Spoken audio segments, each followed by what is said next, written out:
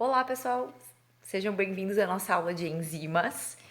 As enzimas são moléculas de origem proteica, uma classe especial de proteínas, são tão especiais que merecem um capítulo à parte só sobre elas. Então, na aula de proteínas, nós estudamos que as enzimas, elas têm função de serem catalisadores biológicos. Então, primeira coisa é entender o que é um catalisador. Nós nos apropriamos de um termo da química, que são os catalisadores. Na química, são substâncias que aceleram as reações sem serem consumidas. Como descobriram moléculas orgânicas com essa propriedade de acelerar as reações sem serem consumidas e sem elevação de temperatura, nós batizamos de catalisadores biológicos, para diferenciar então dos catalisadores da química.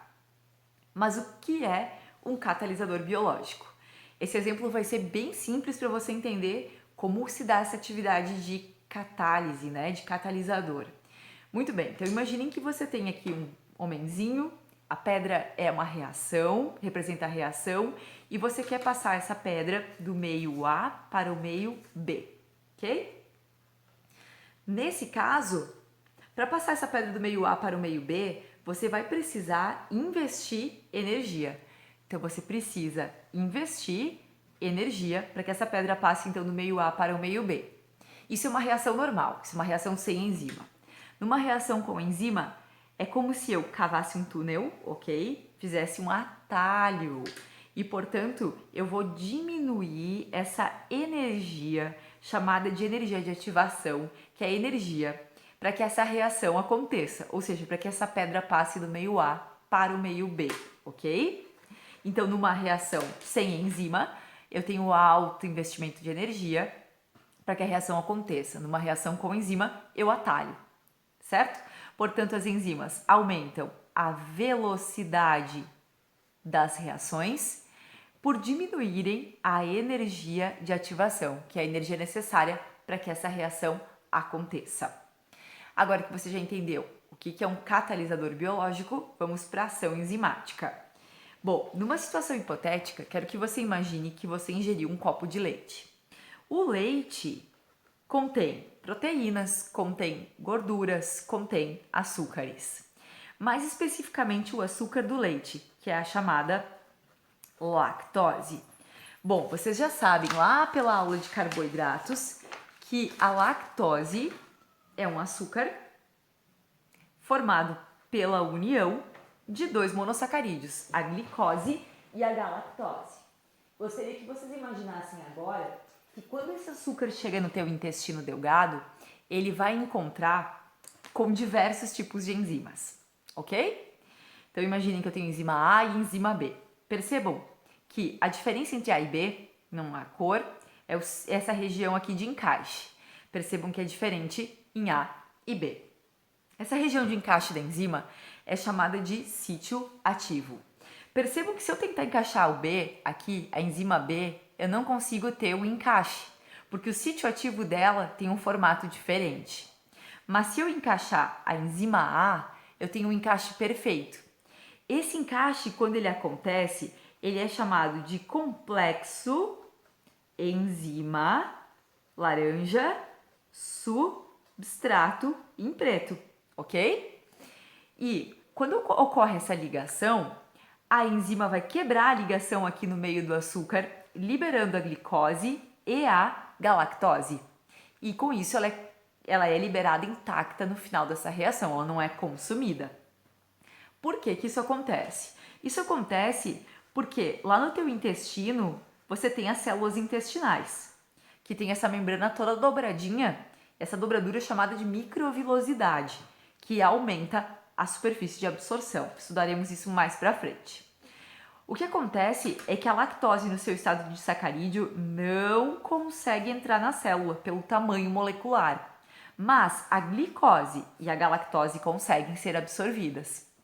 Portanto, a quebra é importante para que as células do teu intestino consigam absorver e utilizar a energia proveniente dessas moléculas.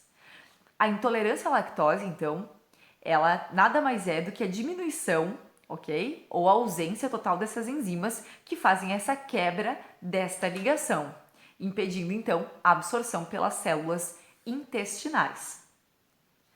Na sequência, nós vamos ver a nomenclatura das enzimas. Algo muito fácil de entender, porque existe uma regra bem simples para entender os nomes das enzimas, que é, você vai ter um prefixo e um sufixo. O prefixo é o substrato sobre o qual a enzima atua e as enzimas recebem o sufixo ase. Portanto, a enzima que atua sobre a lactose do leite é chamada de lactase. A enzima que atua sobre a sacarose é chamada de sacarase. Amido, amilase.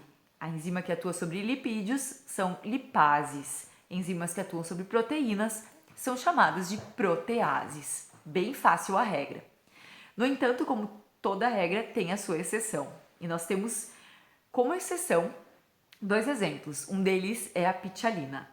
A pitialina é uma enzima que atua sobre o amido. Aí você deve estar se perguntando, mas por que eu não chamo ela de amilase?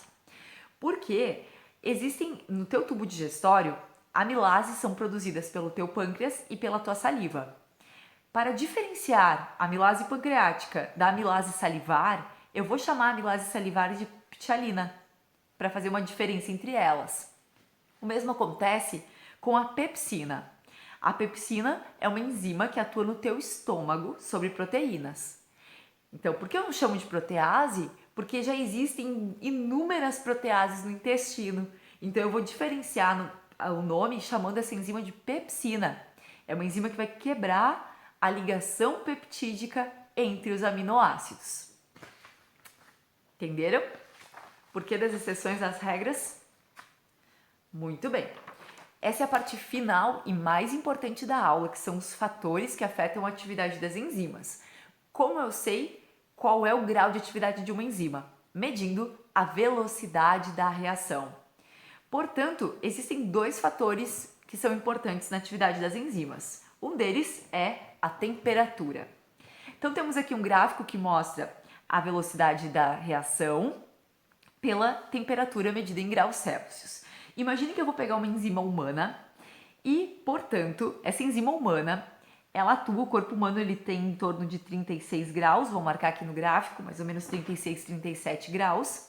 E o que acontece? Vejam só, conforme eu aumento a temperatura, eu aumento proporcionalmente a atividade enzimática. Ó, aumento de temperatura aumenta a velocidade da reação, até atingir um ponto que é chamado de ponto ótimo. O ponto ótimo é a temperatura, que no caso dos humanos é 37 graus, 36, 37, onde a velocidade das enzimas é máxima. A partir do ponto ótimo, se eu continuar elevando a temperatura, o gráfico vai começar a inverter e vai começar a diminuir até cessar completamente. Muito bem. Se você assistiu a aula de proteínas, você já deve ter uma hipótese para esse declínio do gráfico, para essa inativação enzimática que está acontecendo. Se você pensou em desnaturação, você acertou, porque a enzima ela depende da sua forma espacial para encaixar no substrato. Se eu elevar demais a temperatura, eu desnaturo essa enzima. Consequentemente, ela não consegue encaixar no substrato e por isso ela é inativada. A velocidade vai diminuindo até a inativação, ok? Já então, o pH, eu não sei se vocês já estudaram pH, mas eu vou dar uma noção bem básica de pH para vocês. O pH é medido por uma escala de 0 a 14, onde do 0 ao 6,9 nós temos o pH ácido, como o suco de limão, como o suco gástrico do teu estômago. No ponto 7, nós vamos ter o ponto que nós chamamos de neutro. No teu corpo, por exemplo, a saliva é neutra. Muito bem. Agora, do 7,1 ao 14, nós temos o pH básico ou alcalino, certo? O teu intestino delgado tem pH básico, por exemplo. Bom, o que as enzimas têm a ver com isso? Vejam só, uma enzima que atua no teu estômago, lembram? A pepsina, que é a exceção da regra da nomenclatura, ela vai ter um pH ótimo, um ponto ótimo, num pH em torno de 2,8 a 3, ou seja, em pH ácido, porque ela atua no estômago. Estômago tem ácido clorídrico e, portanto, é um meio ácido. Agora, se eu pegar uma pitialina, a tua amilase salivar, o ponto ótimo dela é em 7. Percebam que se eu botar ela em pH ácido ou pH básico, ela vai ser inativada. E uma enzima que atua no teu intestino, ela vai ter um ponto ótimo no pH básico. Se eu botar ela no meio ácido, se eu baixar o pH, ela não tem atuação. Então aqui a gente tem como exemplo a pepsina do teu estômago, a ptialina, e eu vou botar aqui uma enzima intestinal como a lactase que a gente viu, que é um exemplo de enzima que tem ponto ótimo em pH básico. Espero que vocês tenham entendido então essas relações e até a nossa próxima aula.